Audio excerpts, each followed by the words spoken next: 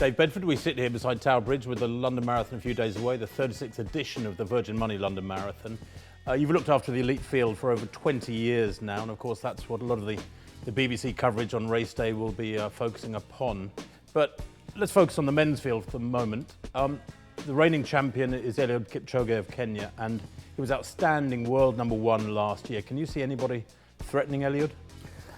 His run last year, and also his run in Berlin in the autumn as well, indicates that whenever he runs a marathon, he is ready. He's not had a bad one yet, and I think that makes it. He will be the odds-on favourite with the bookies, without any doubt. Who can get near him? Wilson Kipsang, who of course won here two years ago. He could, but he'd have to be on absolutely sparkling form in order to do that, and that would almost be an upset, I think, at this stage. Kenya is so incredibly strong. We've got those two, but you've also got the world record holder Dennis Cameto, who's running here. He was third last year, so again, no mug at all. What about Stanley Biwott? He's the New York champion from last November. He was third or fourth last year in the London Marathon and knows how to win.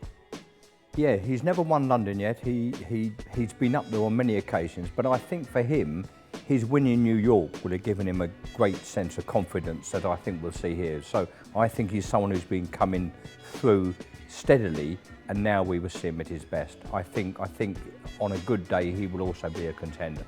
And then it seems ridiculous to call him an outsider, but Gummy Gebrselassie is the reigning world champion from Beijing last summer. He's only 20 years old. Dark horse? I think he's a dark horse. The fact that both Cameto and Kipsang were in that race in Beijing but didn't finish is not something that should really worry us too much. A lot of athletes went there. The conditions were really appalling. And I think it was a great win for him. You know, you can't be a world champion and be a mug at the same time. He is a great champion. But whether he can actually mix it with these guys running 2, 3.5, 2, 4, I think is a question. So Dave, we can look at the great races in London over the years. 2002, the race director's dream, I suppose, when approaching Big Ben, you had Eliud Kipchoge, Paul Tergat and Khalid Kanuchi battling it out with a mile to go. And last year was a great race too. You had a very, very close affair. That, I guess, is what you're praying for again in a few days' time. The ideal circumstances is a fast race. What you really want is people being competitive. And of course, in 2002, you had that amazing race, and you got the world record as well. The first time that London's ever had the world record in the men's marathon. So that would be, I'd be fine with that. A close race and a world record would be lovely. Nothing greedy there then. Nothing at all.